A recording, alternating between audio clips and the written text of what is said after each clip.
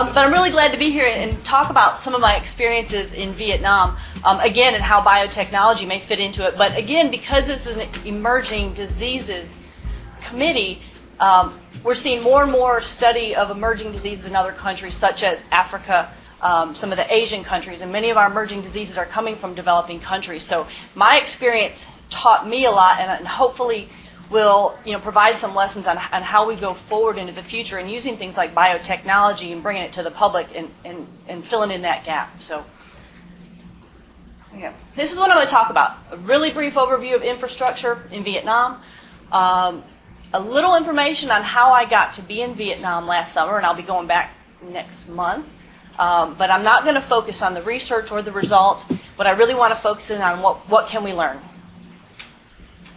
I have lots of pictures, not many words. So Vietnam's a country with 58 different provinces, and I kind of equate them to our 50 states.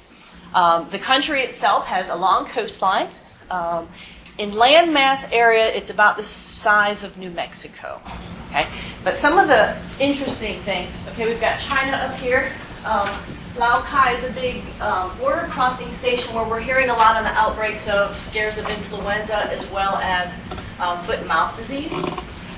They share a long border with Cambodia, Laos, and again China in the north. And why this is important is because if you think about cattle trade and economics, cattle are worth a lot more in Vietnam than they are in these other countries. So you have a lot of illegal border crossings with livestock. Okay, a lot of birds, and actually one of bird crossings. Things are a little bit more expensive or have more value in the country of Vietnam. So we do see a lot of animal movement, and much of it's illegal. Okay, so I thought that was a little important. Their animal health structure, again, I'm going to try to relate it to what we have here in the United States. It's like the U.S. Department of Agriculture. We have the Ministry of Agriculture and Rural Development, and underneath that is the Department of Animal Health, which is equivalent to like our APHIS system. Okay, everybody knows what APHIS is. Underneath that, they have 7 regional animal health offices. They call them RAHOs. And the one I worked at was RAHO 6. And then they have sub-DAH. Each province has their division of animal health that they call them the sub-DAH. And then we've got district veterinary services, communes, and villages. Another interesting thing is right here at this level, Vietnam is a communist country. So unlike here, think about our division of state and federal animal health regulations. The same thing that exists in Vietnam. You've got a separation right there between the RAHOs and the sub-DAHs. So the RAHOs can't come in and say, okay, you at the sub-level have to do what we, do this kind of diagnostic testing, you have to do this type of monitoring and surveillance. They actually had to pay these other agencies to do the work. So there's that separation there, okay, if that makes sense. And then we've got, at the community level, paraveterinarians, at the village level, paravets. And one important lesson, and those of you that worked in other countries understand this, is there are a lot of veterinarians, but veterinarians mean a different thing. It may be an animal health worker, it may be a paraveterinarian or something equivalent to a veterinary technician, or it could be a veterinarian. So that's an important distinction to make, and it's not always very clear when you're working with groups. FMD, as most of us know, is endemic in Vietnam. They live with it. Okay, they practice ring vaccination strategies. When they have an outbreak, they go and they vaccinate. They also have a vaccination program along some of the borders. Okay. Let's see. My geography was not that great. Well, there's Vietnam, right? That little bullet right there. Okay.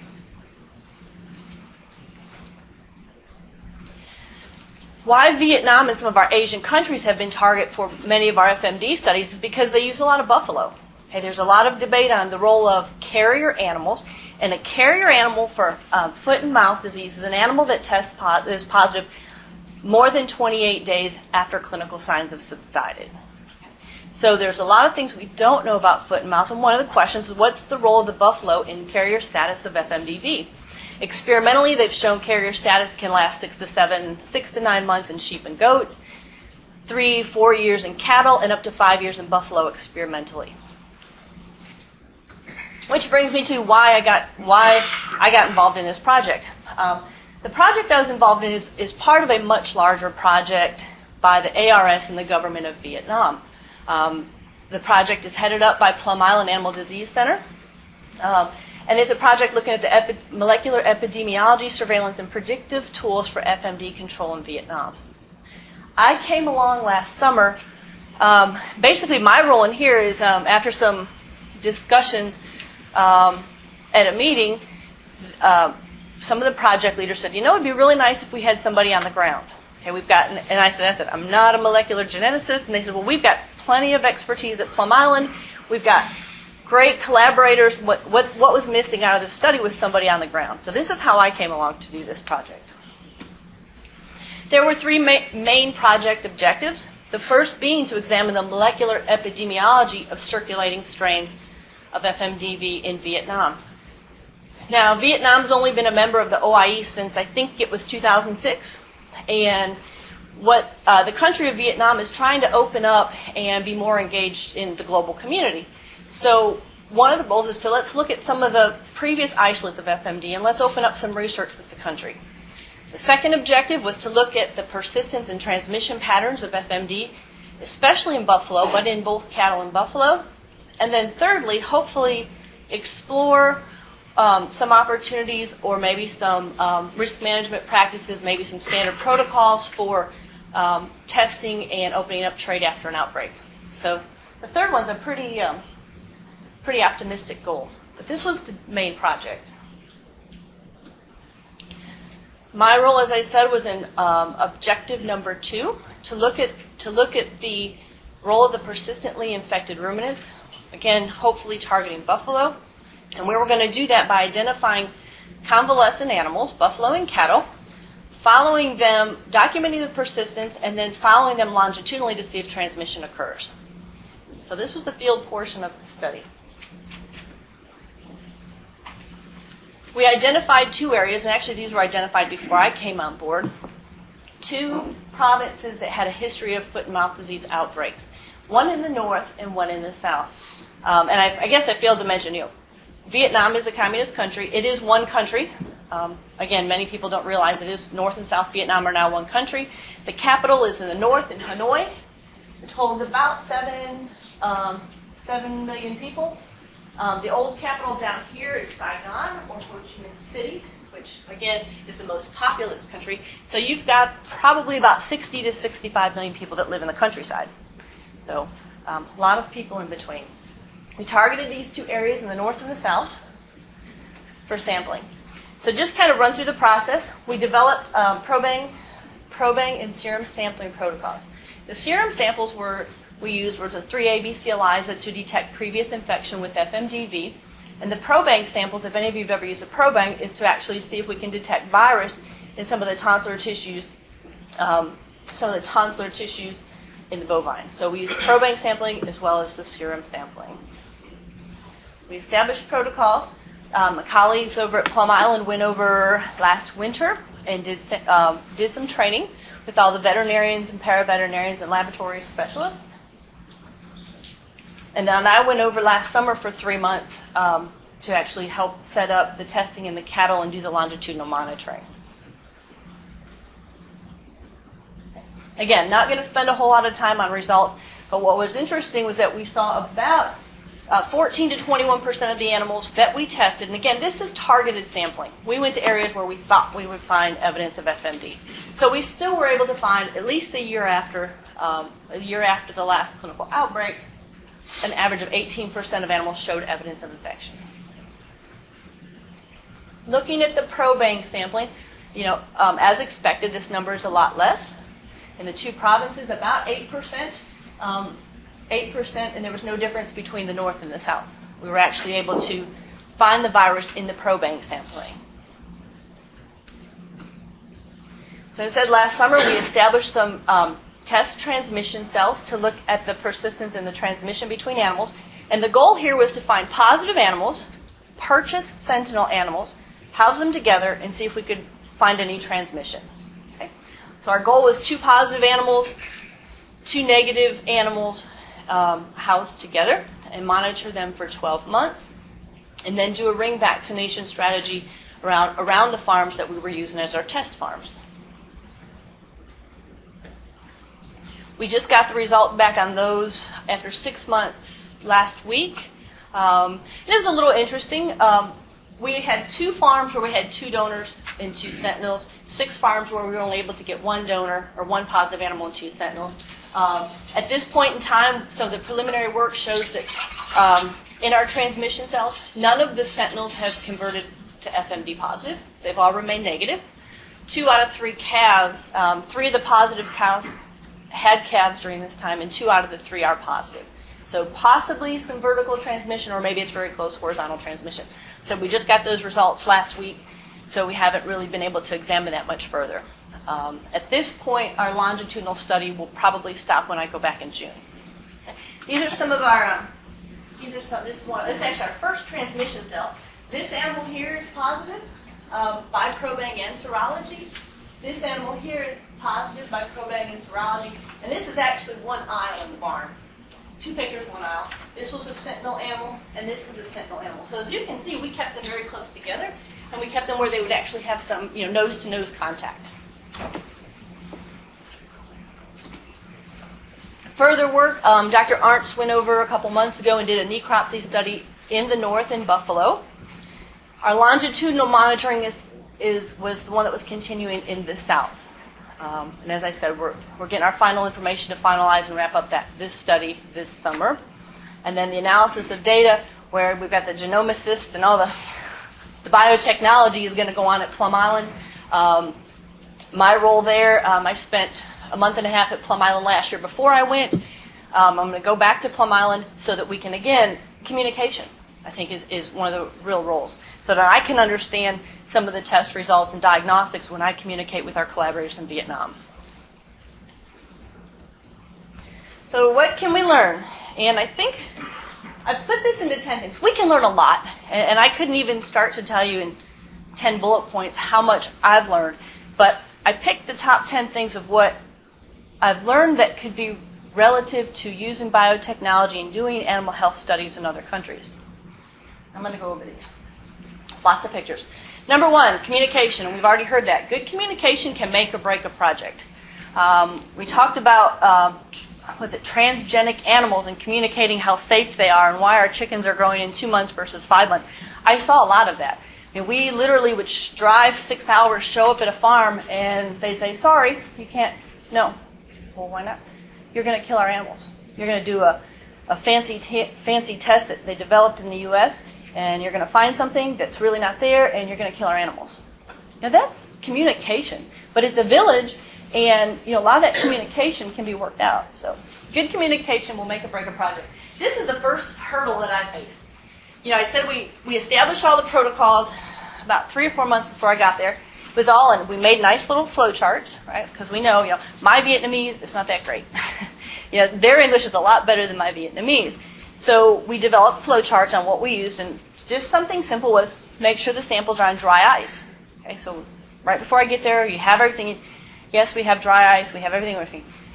And we couldn't figure out, every morning we go out, do we need to go get the dry ice? No, we got the dry ice. And the dry ice was actually just cooler packs.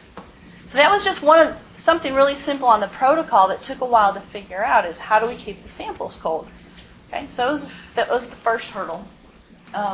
Communication, at least in the South, very important, because as I said, there was that separation between the RAHOs and the Department of Animal Health, the Sub-Department of Animal Health, and the communes. Every politician in each little village or community had to be involved in the communication. They might not have had a clue what we were talking about, but they had to be involved in the communication in order to give permission for us to be there. Okay? So communication, really, really important. Other examples, written communication, again, important. This was one example I gave is, this little paper came out every day. Again, permissions of where everyone's supposed to be. And we showed up at a farm one day and they pulled out that paper and they said, Carla, your name's not on this list. You can't go. I'm like, what? So I was supposed to sit in a hotel because my name was not on that list. I did not have permission to go. So again, communication, both written and oral, is very important.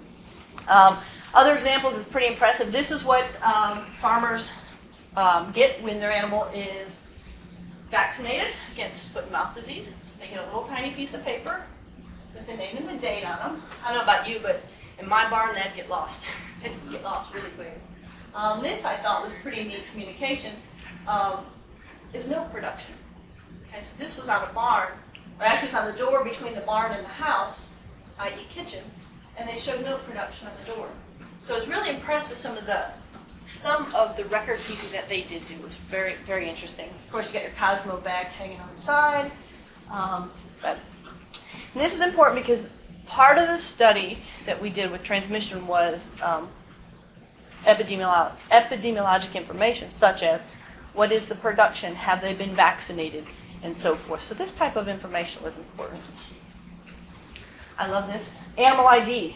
That's a hot topic in this group, right? Here's animal ID. Yellow cow dehorned.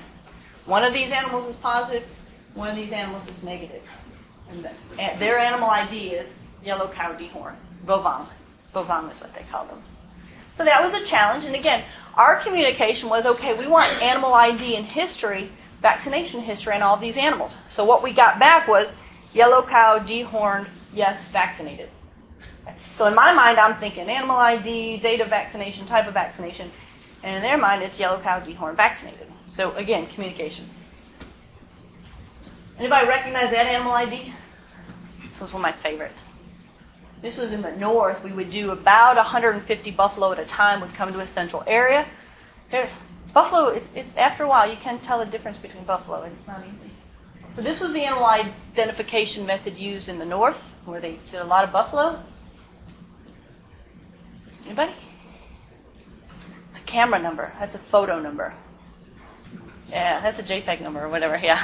The DSC. That would be a fat gray cow. A fat gray cow. Horn, vong. They have horn. Yeah, that's nice to see it. Like, yeah, it's a cow. It's a buffalo. So that was a little challenge because it was kind of interesting. About a month after I returned last year, I get a phone call or an email. Dr. Carla, do you still have a list of all the cows and their camera numbers? Their disc had gotten erased. So there goes all the animal ID. But is that a tag right here or not? No, that's not a tag. What is that? That's probably part of the halter. I would imagine that part of the halter that's hanging down right there. I did not see. The dairy cattle that we saw in the south had some tags in them, but in the north, none of the buffalo had. No brands. And actually, there were different colors, and what they would do with these pictures is they take a side picture, and then they take a front picture, because they know them by the curve of the horns. So, anyways, it was very, very interesting. So, communication and ID. Next, flexibility and adaptability are necessary skills. Again, I don't want to feel like I'm preaching to the choir, and I know many of you have done work overseas in other countries, but we have to be flexible, we have to be adaptable. After we figured out the whole dry ice scenario, we said, well, what about liquid nitrogen? No, we don't have liquid nitrogen. No liquid nitrogen, no other alternative. We're going to have to delay our trip so we can get to the airport to get the dry ice. And me being, I do some AI on the side, I'm walking in and going, what's this? What's this tank? Oh, yeah, liquid nitrogen. Okay, we're going to use that. The thing was how do you get a bunch of little probang samples and blood samples into a liquid nitrogen tank? And again, this is one of our, I call it, you guys, half of you probably know how to do this. Nylons, women's nylons. Okay, so I called back to Dr. Rodriguez. I'm like, what do I do? And he goes, we do this in Africa all the time. Take women's nylons and we process them into the samples and put them in the nylons. But the other problem was, so I'm trying to talk to these gentlemen I'm working with saying, hosiery, nylons, and they're going, no. I'm like, yeah. And then I get on the picture and I showed them the picture and they're like, no. And I don't know if it was a cultural thing that the men wouldn't go buy them or not, go buy the nylons at the store. I had no problem. I took a cab to the nearest mini mart and bought some nylons and brought them back, and it was no problem. But again, be flexible, and sometimes you just be flexible. So that's them stuffing a bunch of samples into nylons and they pull them down. Again, this is how they process samples in the south, and this is how we process samples in the north. You've got to realize not everything's going to be ideal. We do the best that we can, and we account for the biases. That's one of the reasons why we have different study designs. But this was fun. We even had help on this one. Biosecurity is relative, something I've learned. Okay, this is the first day that the district head veterinarian came out with this. He made everybody dress like this. This is what they did every other day. How do you disinfect motorbikes? The gentleman in the back is a virologist from Raho 6, and the young lady in the front is a paraveterinarian. Right? So yeah, biosecurity is relative. This is actually something really neat too. This row of grass. Many of our dairy farms, most of them hand cut their own grass for their animals. They'll leave a row there for biosecurity. That's what they say. It's protection, it's biosecurity. That's something. Wanted to mention animal movement in terms of biosecurity. In Vietnam, many of the farmers will have both some dairy cattle as well as beef cattle or buffalo. The dairy cattle are housed indoors. For the most part, they don't go out to graze. The beef cattle and the buffalo go out whether they're working or they go out to graze community pastures. So this picture here just shows the dairy cow, and that's one of the positive dairy cows, next to a buffalo grazing, and that's not the same farmer's buffalo. So again, community grazing is a concern when we talk about animal control and biosecurity. They've got the nets there for the flying insects, by the way. That's another thing. This is a typical, one of the typical households in the South. What you have here is the dairy holding area for the dairy cows. The beef cattle and the buffalo are on this side. See the nets? Actually, the beef cattle and the value. And this is the human housing. Again, some public health implications there as well. In between, if you walk down this alley, this little aisleway is the common water source for both the people and the animals. Okay. These are open-sided houses. I know I was having a conversation with somebody yesterday about the chickens. Chickens, birds, other animals will come in and go, and very open. Again, biosecurity. We can't stop animal movement. It's, communist country, community pastures. Again, some public health implications for biosecurity. Those are chickens up there standing on the railings. The chickens are fed the same feed as the pigs. I love this. Is actually all in, all out for pigs. One age comes all in, all out here. This is the next stage, and these are our sows back here. Again, common water source for the livestock, poultry, swine, and people. Biosecurity for positive animals. Once they found out that they had positive animals, some people kept them back. So this is an animal that was positive for FMD by probang and serology. They just held her back until everyone else went through. She actually broke loose and joined the crowd anyways, but this is the way of biosecurity and keeping the nose-to-nose contact from being there. Tied to a tree. Yes, just tied to a tree. Yeah. I think I've got a picture where we built the stocks in the bottom. This is biosecurity at its best also. As I said, we did ring vaccination when we found positives on the farms. This is our vaccination crew. Biosecurity there. This is our vaccination crew for FMD. He went from farm to farm on a motorbike, dressed like this, to do the ring vaccinations for us. Okay. And I won't comment on that. Okay. So biosecurity is relative. Number 4, biotechnology is possible. I was really impressed. This is the first this dairy farm I went to was owned by a veterinarian. I don't know if it was a veterinarian or a paraveterinarian, or it's a veterinarian. But they had gas capture mechanisms, so they could capture gas for cooking, for heating. They had a water sprinkler system. They actually had a chopper and a tractor, and biosecurity. So again, you can have a lot. There are more progressive farmers and more progressive ideas in more progressive districts and communes. What do you mean biotechnology is possible? Biotechnology is possible. I think. Well, let me show you the next one. You talked about cell phones, right? And your cell phone. So, I want to make sure that we don't underestimate our colleagues, too. So when I say biotechnology is possible, I think many of the ideas, the diagnostics, the genetics, are possible in developing countries, possible and probable. So when I say it's possible, I think a lot of the infrastructure is there. I think good communication will help adapt some of these technologies and so forth. So this would really be the better example for biotechnology. This was in very northern Vietnam in the country, a Thai district, and most houses did not have running water or electricity, or running water, but they all had satellite dishes, which I thought was really neat. They all had satellite dishes. Everybody had a cell phone, okay, a smartphone, a cell phone, and they had better service in the middle of the country in northern Vietnam than I get in Cedar Bluff, Mississippi. Okay. Everyone has cell phones. They all work great. Okay. But I like this picture because it shows the satellite dishes and how technology has come into these communities. And again, genetics. I know you talked a lot about genetics yesterday in your talk, how we do genetic improvement in animals.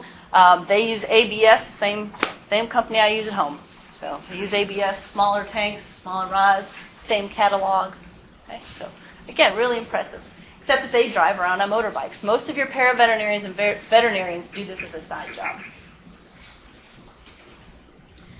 We need to learn that our priorities may not be their priorities in any country we work at. You know, we're doing a whole 2 days on FMD symposium, but when we go over here, the farmer doesn't understand that FMD is an important disease.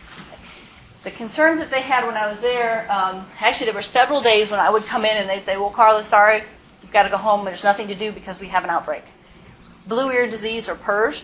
They had a big outbreak of a virulent PRRS, and it took the resources away. The influenza took many of the resources away, and it wasn't a priority. This study, this FMD study that we were doing may have been a priority to me, may have been a priority to USDA, ARS, but it wasn't a priority to the Vietnamese government. And we have to understand that, work around it, and not get frustrated. Okay? Food safety and public health, you know, that's not why I was there. Okay? So we think about things, and again, this kind of goes to one of my points about accepting culture, is that we have to accept that their priorities may not be our priorities. This year, they still have concerns with H5N1. Now it's H7N9. We tried to do conference calls last week, and no one was available because of the outbreak. I'm supposed to go back in June, and that may be put on delay because of the influenza concerns, because of the resources. They don't want to mess with going to farms with FMD because they have bigger fish to fry, I guess you could say. Other things I'm getting calls on right now are honeybee diseases and some other interesting shrimp diseases. Local knowledge, customs, and culture should be respected. And I guess some of the things I'll say about that, and I've seen this, and again, I'm no expert on international work. Again, I'm a field vet, I'm a field epi, but some of the things I've seen, I spent a month over in Scotland with the foot and mouth disease outbreak again. I've done some work in Costa Rica, is sometimes we assume if it's not from the U.S., it's not as good. And we need to be really careful about that. We need to respect that they have virologists at Raho 6. They have virologists in Vietnam. They have pathologists in Vietnam. We need to respect that. That's and respect other people's knowledge, other people's cultures, other people's way of doing things. One of the funny stories is I was told, well, they don't use halter or nosebleeds over in Vietnam. Because I was thinking, I've never probanged a buffalo. How many of you ever probanged a buffalo?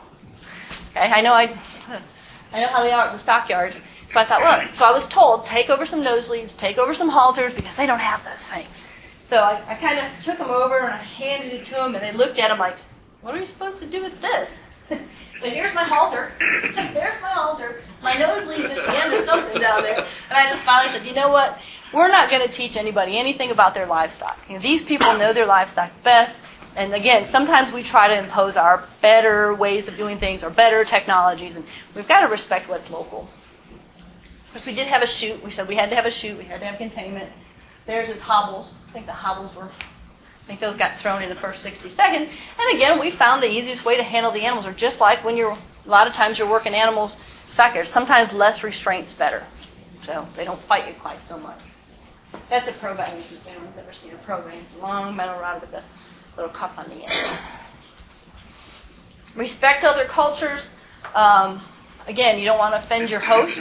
Something that I found that any time if you go over to Vietnam and take a tour as an American, you've got to go through some of the propaganda. So I went through the Cu Chi tunnels, and that's required, the tour guides to take you to those types of places. So we had tea. We did the communist, this is some veterinary holiday. I have no idea what it was, but I did it. Again, respecting the culture. And they'll respect you back in a working relationship. Development and stewardship go a long way.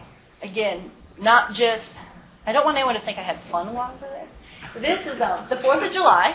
4th of July, again, being an American, you be a little careful, and they presented me with a birthday cake for my country.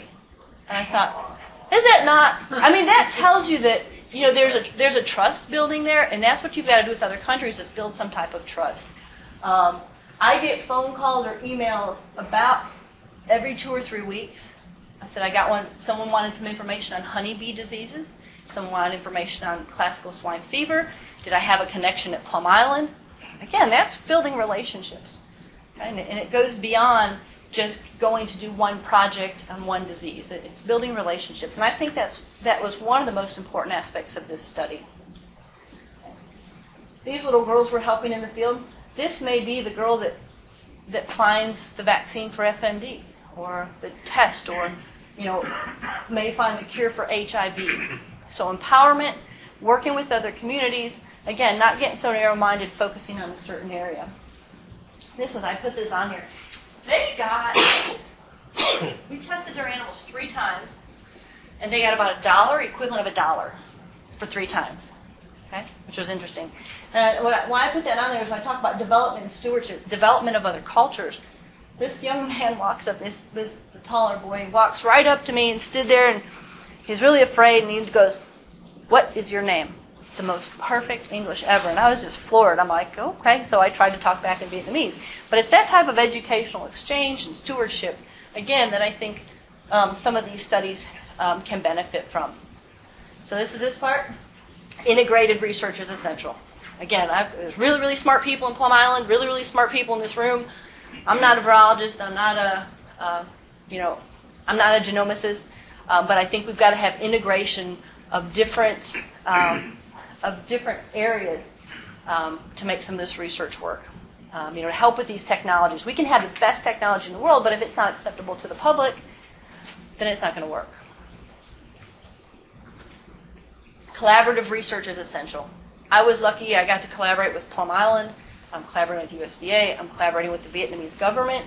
But there's also interagency collaborations between the different divisions in Vietnam, with the other people, collaboration with the farmers. This is the head of border control. I guess we call it the equivalent of border control in Vietnam, in South Vietnam. This is our USDA FAS, one of our senior advisors. They all get together and collaborate and have meetings.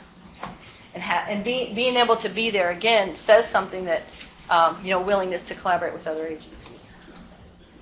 Education, outreach, again, is important. This is the veterinary school that was built in the South by France. Dr. Arndt doing some pathology training. These are some biosecurity handouts that we made for the districts. They asked us if we could make some biosecurity handouts for their farmers, so we made those, had them translated into Vietnamese, and then also was asked on a whim, hey, can you give a lecture on economics? Sure. Can you give a lecture on epidemiology? Sure. So it's just, and then, I would have them we had a lot of English classes and things like that. Finally, opportunities can outweigh challenges.